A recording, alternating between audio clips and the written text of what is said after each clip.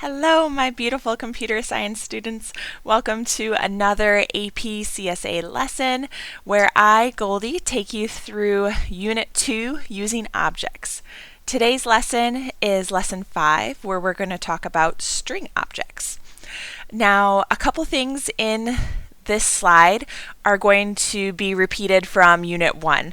Now that we know what objects are, and we've been working with objects, we get to talk a little bit more specifically about what a string is in Java, whereas in Unit 1 we just kind of talked about that they were there and we could use them, but we didn't really talk about what they are. So we're going to get to the core of that today with this lesson. So remember that there are two kinds of data types in Java. We have primitive data types and class data types. And class data types we also call reference data types. So we have primitives and class. An easy way to tell them apart in your code, class data types are always capitalized. Okay? So like string, whenever we create a string, it's a capital S. Versus primitive types like int, double, Boolean, all of those are lowercase. When we declare those, they all have a lowercase class type. So that's a quick and easy way to kind of tell them apart in your code. Primitive data types only hold one piece of data at a time. Okay? So for instance, like your ints and your doubles, booleans, all of those, they only hold, well, for int and double, they only hold one number at a time. Okay? They can't hold multiple numbers. And then primitive types also, the way Java works with memory and primitive types is it creates that space in memory like a container, and it stores the information at the same spot as the variable. Okay, so I'll show you kind of a visual of what that looks like here in a moment. But with primitive data types, you have your container, you have what it's called, and you have what's stored in there. Okay, so think of like a plastic baggie. On the outside of the plastic baggie, you have what the variable is called, and then inside the plastic baggie, you actually have what the value is. Okay, all of it happens at one spot. Versus class data types, Java has a container that has the name of the variable on it, but then inside that container is an address. It's not the actual data itself, it's a memory address. And that memory address is going to tell you, okay, go to this location in memory and that's where your data is. Okay? And that's, again, just the way Java kind of allocates memory there. Primitive data types, again, only hold one piece of data at a time. Class data types can hold multiple pieces of data at a time. And we saw that earlier with our objects, like a dog object.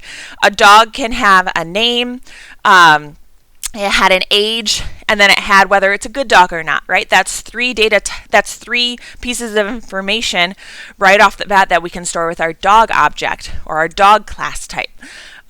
So class types can hold multiple pieces of information. Now with a string is just going to hold one string at a time. Okay? At least the way we work with strings in this class. We're just going to have them store one thing at a time.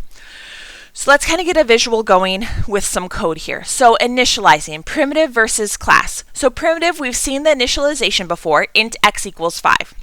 Okay, the way that's stored in memory looks just like this, kind of the visual we've been using. We have a container, it's called x, and in that container we have the number 5. Okay, everything's right there with the primitive data types. Now with our class data types, this first line of code says string example equals hello. That's how we've been used to working with strings. That's how I've created strings and how we've used strings. Think of it like a shorthand way of writing strings essentially, because what you can actually do, because string is a class data type, is create it and construct it like an object. And now that we've worked with objects, we know how to construct objects, and that's what the second line of code is going to do. So it still starts off with that class data type. It still has a variable name, and now we use the new keyword to construct a string. So we call on the string constructor, and then we pass it what we want it to be. Now, you usually won't see it written like that. Okay, that's why I called the example less common, is people usually don't work like that. You can see the first line of code. It's a much easier way of working with strings, but I wanted to show you that because string is a class data type, we can also construct it like an object. So what happens in memory? Well, your example is your variable name, and in that container is an address. Okay. Now this is called a hash code. If you actually printed off the address, it's just going to be a bunch of letters and numbers that make no sense. Okay. We don't care about that as coders. Okay. Java cares about that because that's an actual address, and that address points to another location in memory that actually holds the information. Okay. Now with strings, this actually isn't going to matter, and I'll talk about why it doesn't really matter for us in a moment here. Let's look at assignment and how Java handles assignment here. So with primitive data types, int x equals 5, and then we have int y equals x. Okay, so what happens? Well, x gets the value of 5, and then y gets the value of x. So with a primitive data type, that is copied over, essentially. So you'll have two containers, x and y, and each of them holds their own 5. Okay? So if something were to happen to, let's say, this 5, and I changed it to a 6 or something in my code, even though this was the statement in my code, that's not a relationship. Remember, statements aren't relationships. So my 5 changes to a 6 in my y variable, it doesn't affect the x variable at all. Okay, and vice versa. Even if I changed my x, it doesn't affect my y variable at all. Statements are not relationships when it comes to these primitive data types. Okay. Now, with class data types, usually they work a little bit differently. Okay. However, strings have a special property. They are what we call immutable, and I'll talk a little bit more about immutable on the next slide.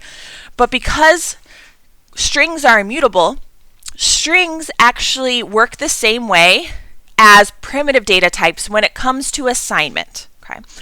Not all class data types do, though. Okay. We're going to run into some situations in later units where what I'm about to show you is not the case in terms of assignment. This is the case just for strings. So you can see that A gets the value hello, and then B gets the value of A. Okay. With strings, we're actually going to see the same thing happen with primitives. Okay. So A and B are going to be two separate variables, and each of them has a unique address that points to that word hello. So A gets the value hello first, and then with this assignment statement right here, it's saying, okay, B, you're going to take what A has and you're going to copy it for B. Okay.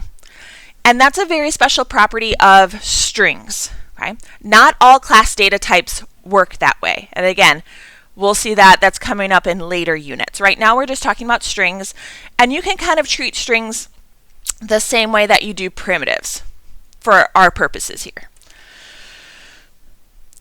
And that's why what's going on in memory for strings doesn't make much of a difference to us, because strings are, like we said, immutable. Okay. Now, immutable, that word means that once we set up a string in memory, we don't actually change it. Okay. If we wanted to change it somehow and make it something different, Java will create a whole new address and a whole new space in memory for the new string. Okay. It doesn't actually change the data at all.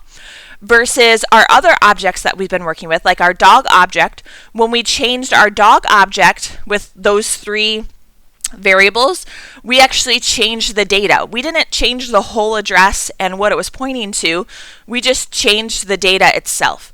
So class data types are mutable, we change the data. For strings, they're immutable. And all that means for you is that you just don't have to worry about what happens in memory. Okay? What we'll see starting in, I believe starting in Unit 5, maybe Unit 9, we'll actually see class data types where when we have that assignment, it does actually matter. If A and B are going to point to the same object, changes in one object will be reflected in both variables. That's not the case with strings because, again, they are immutable.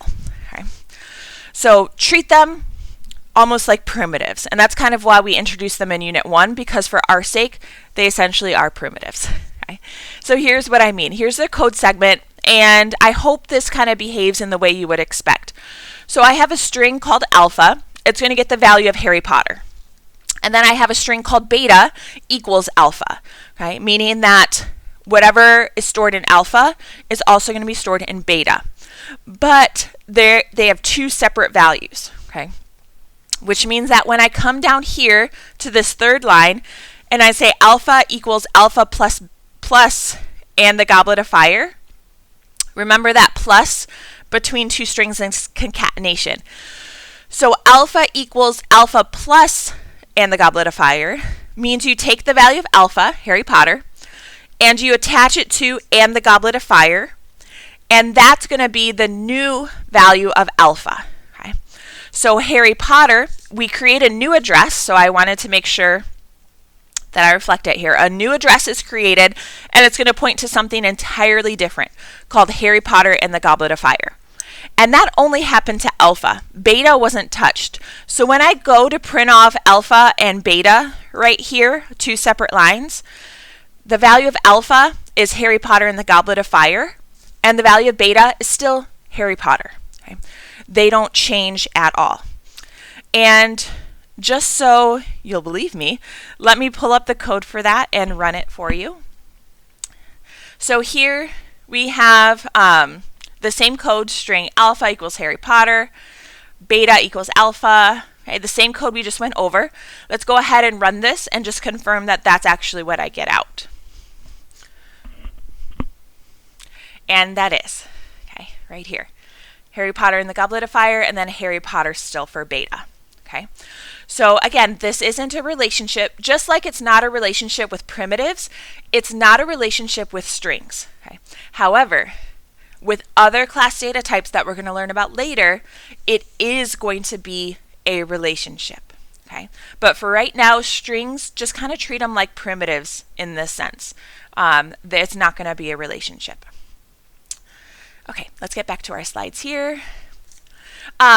Couple notes, variables of class data types can be empty. Variables of primitives are not empty. They have what's called a default value that we'll talk more about later. But class data types can be empty. They can have nothing, okay? When they have nothing, meaning they have no address pointing to a location in memory, we call it null, okay? So if I were just to declare a string, like string example, I would have that container, but I would have no address in that container. You could also explicitly assign a string to be null, like in that second example there, other example, and it doesn't actually store the word null. Null is not a, it's a keyword, but it's not like the values of true or false, like with a Boolean.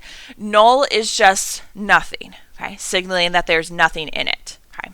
So that's going to come up a little bit later. So null means that there's no address, there's nothing in it. It's not pointing to anything. Okay, we've talked about concatenation before and some of the things that come with concatenation, but let's just review here. When we have that addition between two strings, that's called concatenation, and all it does is just glue the two strings together. That compound operator, the plus equals, that we've used with primitives, we can also use that with strings, okay? And again, it's actually creating a new string reference because strings cannot be edited. It's not like it's just taking one word and then tacking on another. It's actually creating a new word and putting it on, but I digress. Here's a code segment. So string h equals hello. So h has the value of hello. And then when we do h plus equals world, we're taking that hello and we're sticking world to it, and then that becomes the new value of h. So when I go to print off h, I get hello world in the console. Okay. It just adds on world at the end of hello with that concatenation. Remember, when you mix data types, Java is a little tricky, okay? Well, not tricky, you just got to remember it, okay? So if Java's already dealing with strings, any primitive that it encounters through concatenation, it's also going to treat like a string, okay?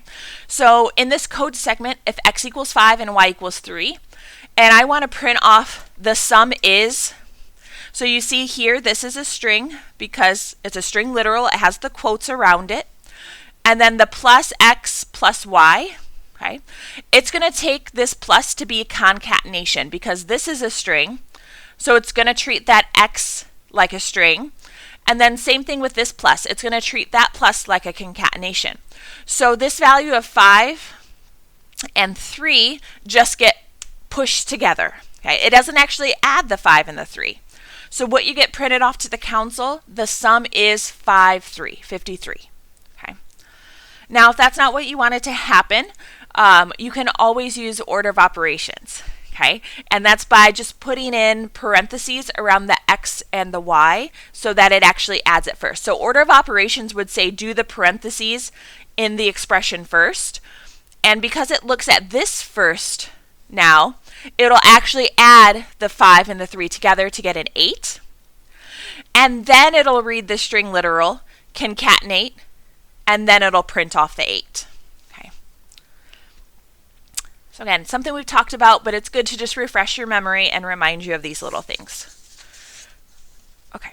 The last thing we're going to talk about with strings is escape sequences. Okay. Escape sequences in a string literal, they have to be enclosed in quotes. Escape sequences in it allow us to print off special symbols or special commands within that string literal. All escape sequences are going to start with a backslash,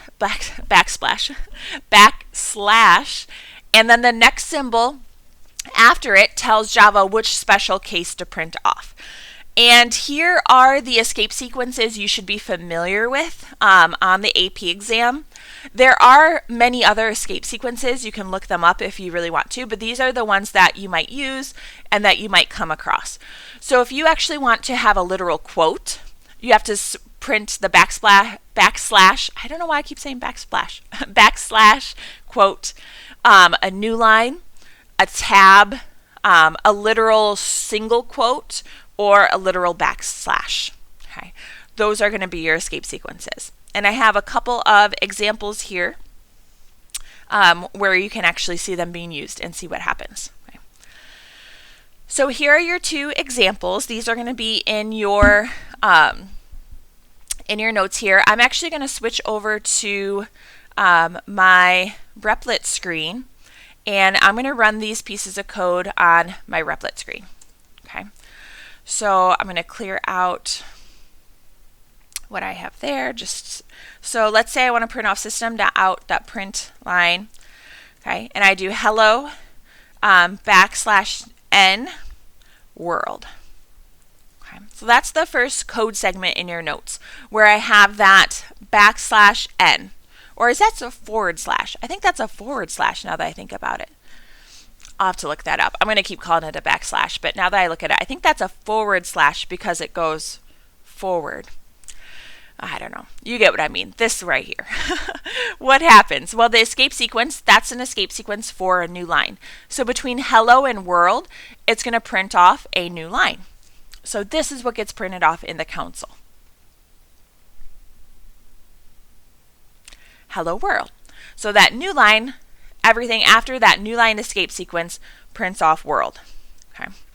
The next one, if I wanted to actually print quotes, so you'll notice if I tried to put a quote in here, it gets all thrown off, right? Because it reads this as the string now.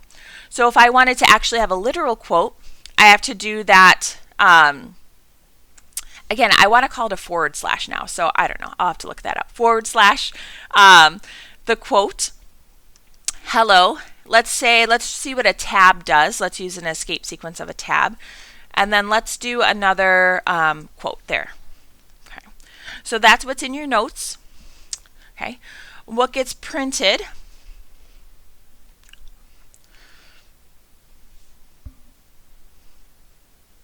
You'll see there. So this time the actual quote, that's this right here, gets printed. And then the hello.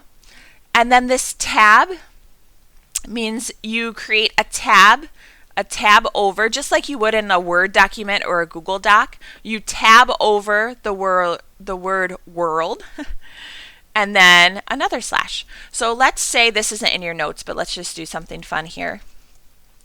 Let's say I were to add welcome and then tab over class, something like that. Okay. What those tabs do,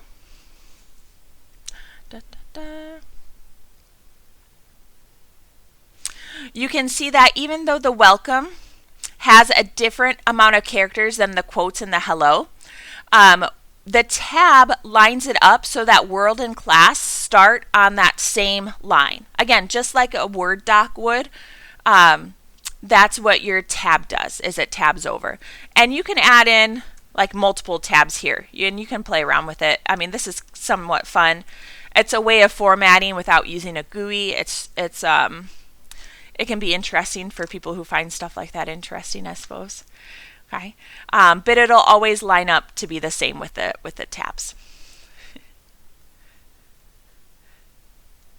Oops, sorry. Okay, let me make the REPL screen go away here.